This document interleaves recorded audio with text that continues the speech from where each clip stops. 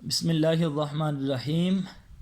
معزز طلباء، آج کا ہمارا آن لائن جو درس ہے اس میں میر تقی میر ہم آپ کو آج زیر بحث لائیں گے۔ میر تقی میر ایک صوفی شاعر ہیں جن کا تعلق حقیقت اور مجاز دونوں کے ساتھ ہے۔ حقیقت میر تقی میر کا اوڑھنا بچھونا ہے اور مجاز آپ کی اولین ترجیحات میں شامل ہے۔ میر تقی میر صوفی شاعر بھی ہیں، عشق مجازی کا عنصر بھی آپ کے اندر موجود ہے۔ آپ کی دلیل میں اور آپ کی تحریر میں ایک دم اور رونق اور شائستگی نظر آتی ہے۔ میر تقی میر 1723 میں پیدا ہوئے، 1810 میں آپ کی وفات ہوتی ہے، اور آپ کی جتنی تحریر ہیں ان تمام تحریرات میں میر تقی میر نے انسان کو پیغام آخرت ہی سنایا ہے، اور چیدہ تحاریر ایسی ہیں جن میں آپ نے عشق مجازی پر بھی لکھا ہے، اس میں کوئی شک نہیں ہے، لیکن اکثر اور کثرت سے ہمیں آپ کی تحریریں دنیا کی فنائیت، دنیا کی بے ثباتی اور آخرت کے ثبوت اور آخرت کی حیات جاودانی کے متعلق ملتی ہیں۔ میر تقی میر صوفی شاعر ہونے کے ساتھ ساتھ آپ کی تحریر میں روانگی اور سلاست بھی نظر آتی ہے، اور اس میں انسان کے لیے ایک پیغام آخرت بھی ہوتا ہے۔ انسان کی صلاح اور ترقی اور فلاح کا بیڑا میر تقی میر کی تحریر میں ہمیں ملتا ہے۔ تو آئیے پڑھتے ہیں۔ طریقہ کار وہی ہوگا کہ پہلے معنی، پھر اس کے بعد مفہوم، پھر تشریحات کی طرف چلیں گے۔ تشریح آپ کو جس طرح میں ایک طریقہ کار سکھا چکا ہوں، 3 تشریحات کریں گے، اس میں پہلی لفظی، دوسری معنوی اور تیسری فنی تشریح شامل ہوگی۔ کہا کہ جس سر کو غرور آج ہے یا تاجوری کا، جس سر کو غرور آج ہے یا تاجوری کا، کل اس پہ یہیں شور ہے پھر نوحہ گری کا۔ جس سر کو، سر کہتے ہیں انسان کو، سر کا لغوی اور لفظی مطلب تو سر ہی ہوگا، لیکن یہاں سے پورا انسان مراد ہے، یہاں پر جز بول کر کل مراد لیا جا رہا ہے۔ ایسی تحریر میں جہاں پر بعض اوقات الفاظ کی خوبصورتی اور حیت لفظی کو بیان کرنے کے لیے اگر آہنگ پورا نہ ہو رہا ہو تو پھر جز بولا جاتا ہے اور مراد اس سے کل لی جاتی ہے۔ ہمارے کل جسم کا حصہ جز سر ہے، اب پورے سر کو جسم کے ساتھ تشبیہات دے دی گئی۔ جس سر کو غرور آج ہے، غرور کہتے ہیں تکبر، انائیت، اناپن، بڑاپن، یہاں تاجوری بادشاہت، تاجوری سے مراد بادشاہت۔ کل اس پہ یہیں شور ہے، یہیں اسی جگہ، کل آنے والا دور مستقبل، شور ہے نوحہ گری، رونا پیٹنا ماتم، نوحہ گری ماتم۔ مفہوم یہ بنے گا، میر تقی میر فرماتے ہیں جس انسان کو آج یہاں تکبر ہے بادشاہی کا، جس انسان کو آج یہاں تکبر ہے بادشاہی کا، کل مستقبل میں آنے والے دور میں اس کے اوپر ماتم کیا جائے گا۔ لفظی تشریح اس کی یہ بنے گی کہ انسان اس کائنات میں غرور اور تکبر کرتا ہے بادشاہت میں۔ بادشاہت انسان کے پاس جب آتی ہے تو اللہ تعالیٰ کی آزمائش بن کر آتی ہے۔ امارت، رئیست، امیری، بڑاپن، اللہ کی طرف سے نعمتوں کا بھرمار ہو جانا، نعمتوں کی مالا مال ہو جانا، اور انسان کو ہر ضرورت اس کے دروازے پر اسے مسلسل اور پہم ملتی رہے، انسان اللہ کا شکر ادا کرنے کی بجائے وہ رب تعالیٰ کی ناشکری کرتا ہے، اور وہ بادشاہت کے گمنڈ اور غرور میں کہیں کا کہیں جا گرتا ہے۔ جو کائنات میں اپنی دولت پر، اپنے اسباب پر اور اپنی رئیست پر فخر اور تکبر کرتا ہے کہ وہ غریب کو انسان ہی نہیں سمجھتا اور خود انسان بننے کی کوشش کرتا ہے، تو اللہ رب العزت بھی پھر بڑا بے نیاز ہے، وہ اسی انسان کے اوپر ماتم بھی کروا سکتا ہے۔ ماتم ہوتا ہے، اسباب انسان نے ساتھ تو نہیں لے کے جانے، اسباب ادھر ہی رہ جاتے ہیں، ساتھ انسان کا عمل جائے گا۔ عمل کی خوبصورتی انسان پر مقدم ہے، وہ ساتھ جائے گی۔ کل اس پہ یہیں شور ہے پھر نوحہ گری کا۔ میر تقی میر کہتا ہے کہ آج جس نے اپنی جائیداد اور اسباب کے اوپر تکبر کیا، ایک وقت ایسا آئے گا کہ اس کے اوپر ماتم کیا جائے گا، نوحہ گری ہوگی اور رونا پیٹنا اس کے اوپر ہوگا، اسباب اس کا لٹ جائے گا، دنیا وہ چھوڑ جائے گا، فانی ہے، فنائیت ہے، قبر میں چلا جائے گا، مٹی اسے کھائے گی، کیڑے مکوڑوں کا وہ رزق بنے گا۔ لیکن چونکہ جس نے تکبر کیا اس کائنات میں، اللہ رب العزت اس کو جیتے جی ہی کسی بھی اعتبار سے لوگوں کے لیے نشان عبرت بنا دیتا ہے۔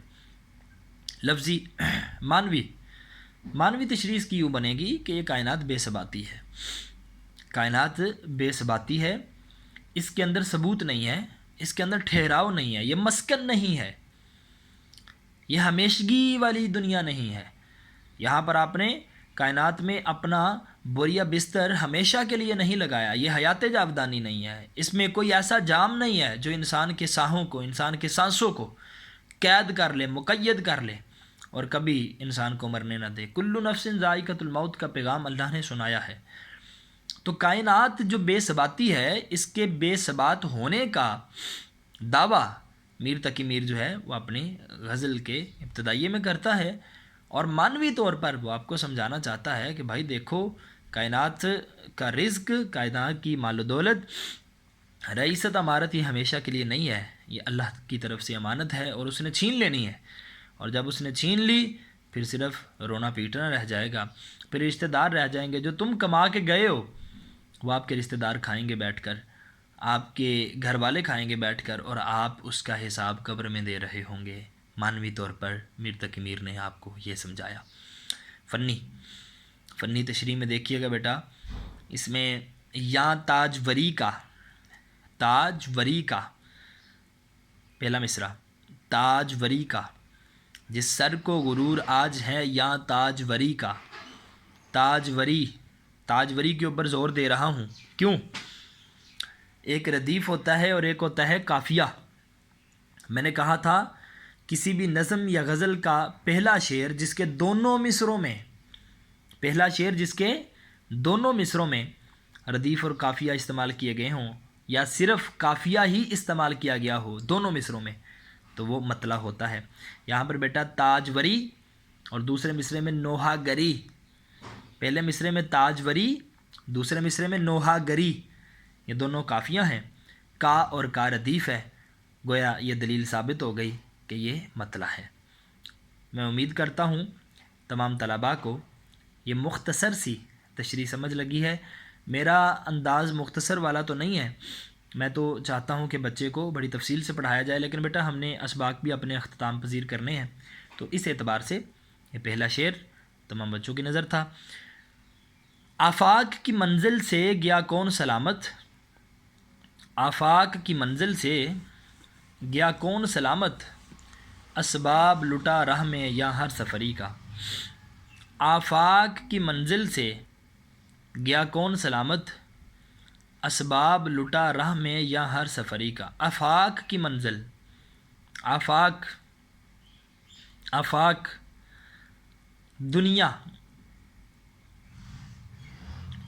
دنیا کی منزل۔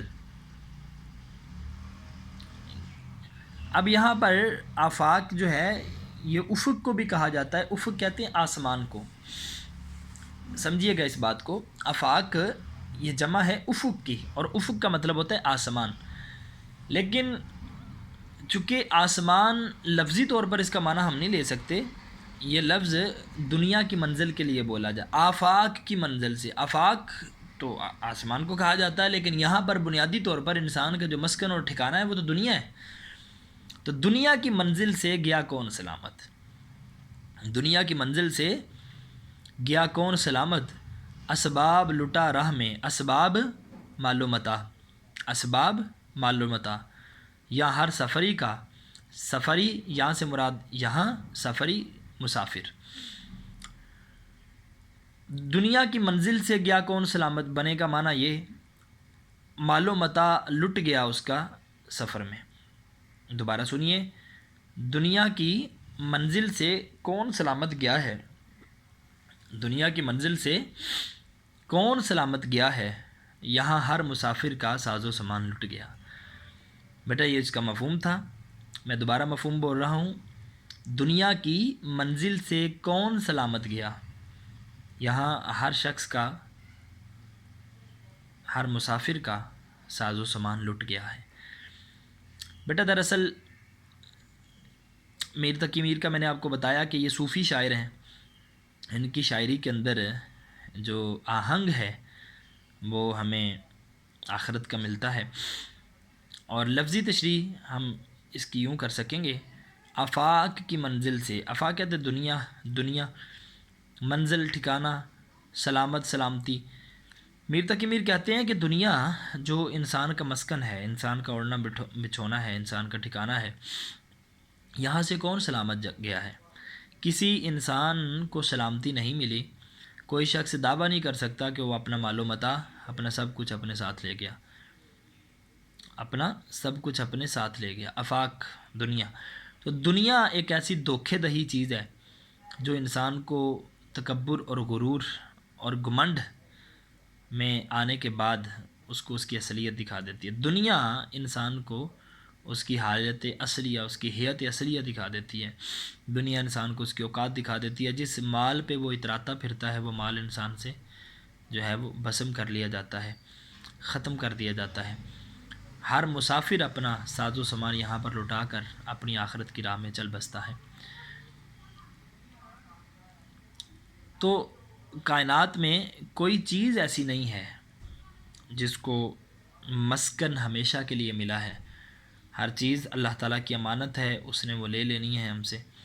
میر تقی میر بھی یہی کہتا ہے، آفاق کی منزل سے گیا کون سلامت، اسباب لٹا راہ میں یا ہر سفری کا، ہر مسافر تو اپنا سامان چھوڑ کے جاتا ہے، اس کو معلوم ہے میں جس منزل کی طرف جا رہا ہوں یہ منزل میری حقیقی اور اصلی نہیں ہے، میں نے اس منزل کا تعین اس لیے کیا ہے تاکہ اللہ رب العزت مجھے میری دنیا کی زندگی کا ساز و سامان دے، لیکن اگر آپ دنیا کی زندگی کا ساز و سامان لے کے ساتھ گئے تو پھر قبر میں آپ کو جنت کی نعمتیں نہیں ملیں گی، اور یہی فرعون اور حامان کا طریقہ تھا، اور وہ مال و قارون کا طریقہ تھا، مال و متاع سے زیادہ محبت تھی، تو اللہ تعالیٰ نے کہا کہ اگر تمہیں مال سے زیادہ الفت ہے تو پھر تم مال ہی رکھو، پھر تم میرے برگزیدہ نہیں بن سکتے۔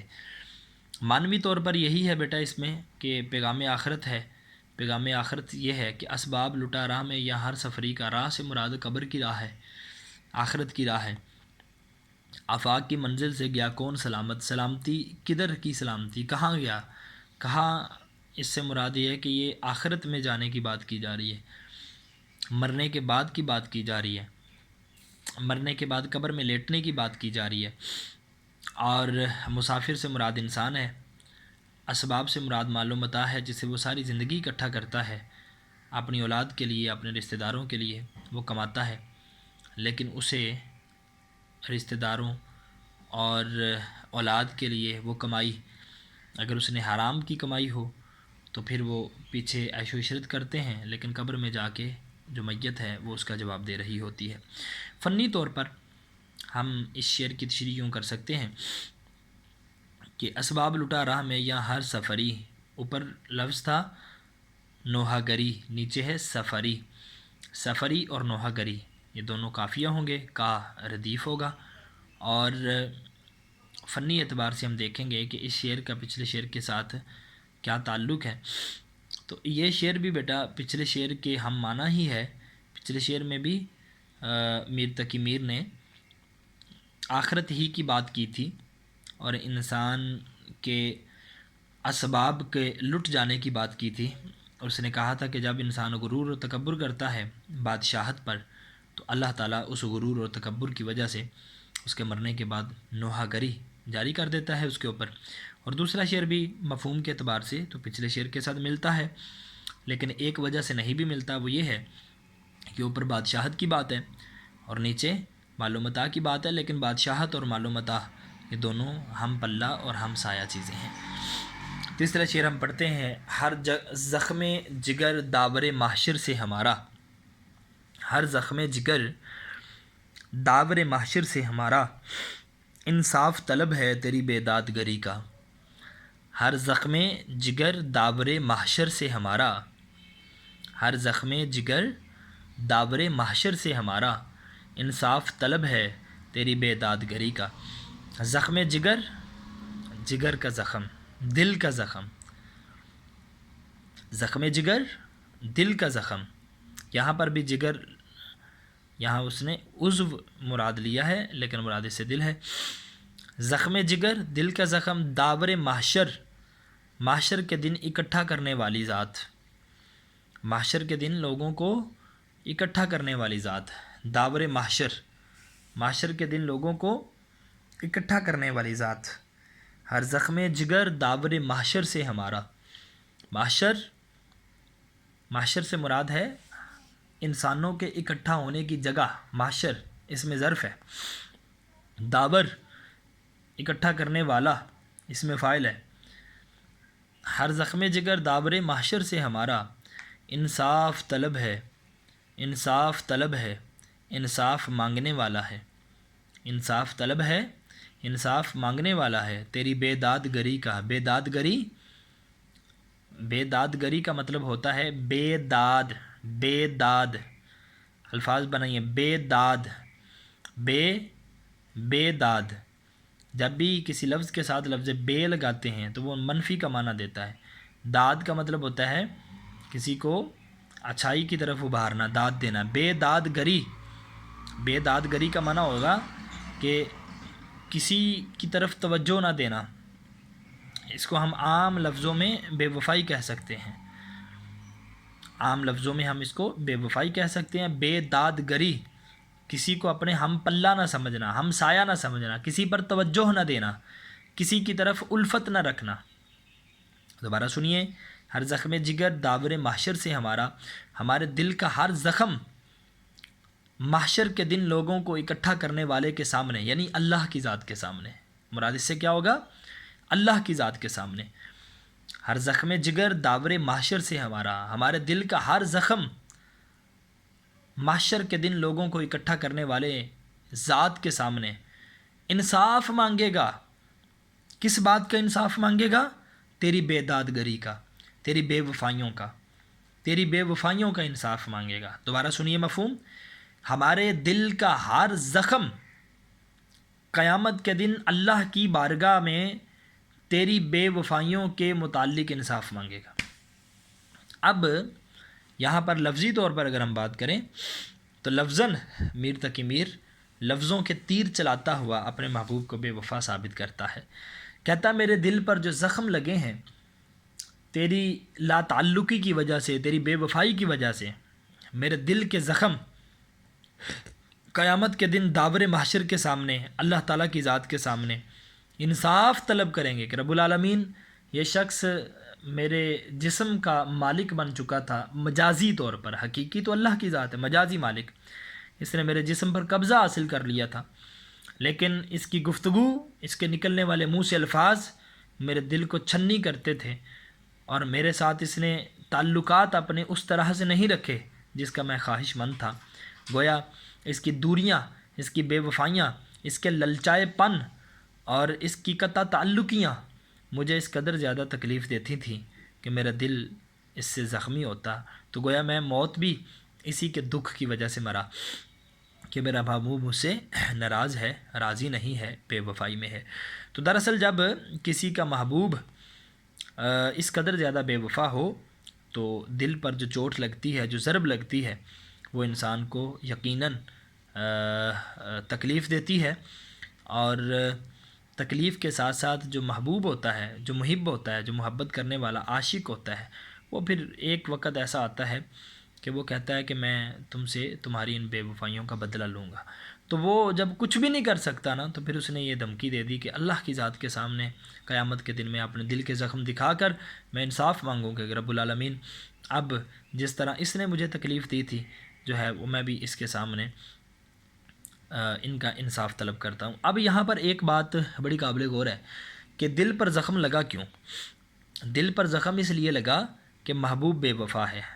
دل پر زخم اس لیے لگا کہ محبوب بے وفا ہے۔ اگر وہ اس کی طرف توجہ نہیں کرتا تو اس کا دل پھٹتا ہے، اس کے دل پر زخم لگتا ہے۔ وہ بے داد گر ہے، وہ داد نہیں دیتا، وہ عشق مشق اور تعلق کو روا نہیں رکھتا۔ اب تعلق معشوق نے چھوڑا تو دل پر زخم لگا، مر گیا، قیامت کے دن اللہ کی بارگاہ کے سامنے حاضر ہو گیا کہ رب العالمین میرا جو دل کا زخم تھا، میرا جو دل کا زخم تھا اسے دور کیا جائے، اسے میرے محبوب کے سامنے مجھے انصاف ملے اس کے اوپر۔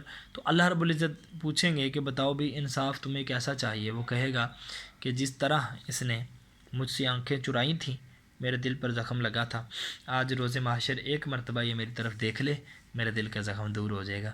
یہ عشق حقیقی کی بات بھی ہو سکتی ہے، عشق مجازی کی بات بھی ہو سکتی ہے۔ تو میر تقی میر نے چونکہ یہاں پر مجاز کا عنصر جو ہے وہ اپنایا ہے، اس نے کہا میرا محبوب مجھے جو اپنے قرب سے دور کر رہا ہے، جب روز قیامت میں اللہ کی بارگاہ میں اس کی بے دادگری رکھوں گا، یہ میری طرف دیکھے گا تو میرے دل کا زخم دور ہوگا۔ بیٹا فنی طور پر اس میں بے دادگری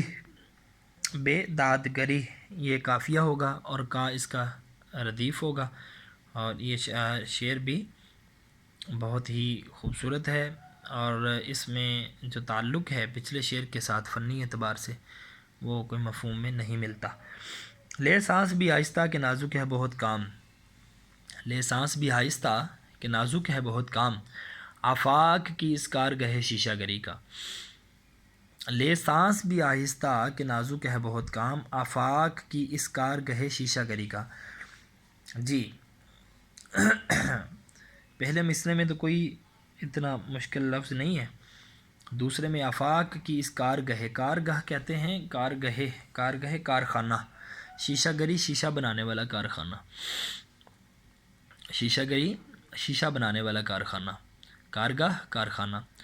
مفہوم سنیے، ارے میرے ہم سفر، ارے میرے ساتھی، یہاں پر تو سانس بھی آہستہ لو کہ یہ دنیا میں شیشہ بنانے والا کارخانہ،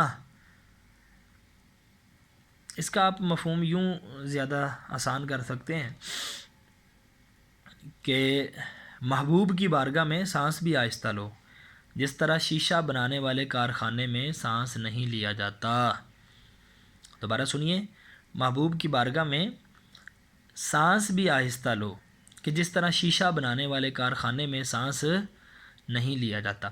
اب بیٹا یہ بڑا ہی عجیب ہوگا آپ کے لیے کہ شیشہ بنانے والے کارخانے میں سانس کیوں نہیں لیا جاتا؟ بڑی مختصر سی تشریح اس کی یہ بنتی ہے کہ بیٹا جہاں پہ شیشہ بنتا ہے اس کے ایک خاص ٹمپریچر پہ اسے بنایا جاتا ہے۔ گلاس جو بنتے ہیں ہمارے شیشے کے، دیگر کوئی شیشے کے معاملات جتنے برتن بنتے ہیں، اس کو ایک خاص ٹمپریچر پہ بنایا جاتا ہے۔ جب اس کا ٹمپریچر لوز کیا جائے یا اس کے اوپر تھوڑی سی ہوا کی چھلنی بھی لگ جائے نا، تو یہ شیشے کا جو سانچہ ہے وہ بالکل ختم ہو جاتا ہے، گل ہو جاتا ہے، یا یہ بالکل اپنے سائز میں نہیں بنتا۔ اگر اس کو سانس کی ہوا بھی پڑ جائے، سانچہ اس کا ٹھیک سے ڈھلے گا نہیں، برتن کے اندر خوبصورتی نہیں آئے گی، جو بھی چیز بنے گی شیشے کی وہ ٹھیک نہیں بنے گی۔ تو میر تقی میر کہتا ہے کہ میرے محبوب کی بارگاہ بھی اس قدر نازک ہے جس طرح شیشہ بنانے کا کام نازک ہے۔ شیشہ بنانے والے کارخانے میں جو مزدور کام کرتا ہے وہ سانس اس قدر زیادہ آہستہ لیتا ہے کہ اس کی سانس کی ہوا شیشے کے سانچے پر نہ پڑ جائے، سانچہ خراب نہ ہو جائے، چونکہ اس کو ایک خاص ٹمپریچر کی ضرورت ہوتی ہے۔ اس سے زیادہ اگر آپ سانس لیں گے یا اس کو ہوا نکالیں گے منہ کی تو پھر وہ اس کے اوپر پڑے گی تو وہ اس کا کارخانے کے اندر نقصان ہوگا۔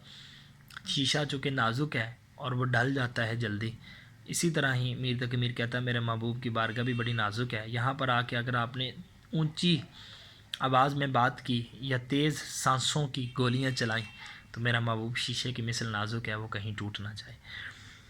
ٹک میر جگر سوختہ کی جلد خبر لے، کیا یار بھروسہ ہے چراغ سحری کا۔ اے میر جگر سوختہ کہتے ہیں جلا ہوا جگر، جلا ہوا دل۔ اے میر اپنے جلے ہوئے دل کی جلدی سے خبر لے لو، کیا پتہ ہے کہ صبح کا چراغ، صبح کی روشنی بھی تمہیں میسر آئے گی یا نہیں آئے گی۔ چراغ سحری، صبح کے چراغ۔ امیر اپنے جلے ہوئے دل کی جلدی سے خبر لو، کیا پتہ کل کی صبح بھی تم نے دیکھنی ہے یا نہیں۔ اب یہ مقطع ہے اور مقطع پیپر میں نہیں آتا ہوتا بیٹا، اوپر والے 4 اشعار آپ نے اچھے سے تیار کرنے ہیں۔ اللہ تعالی ہم سب کا حامی و ناصر ہو۔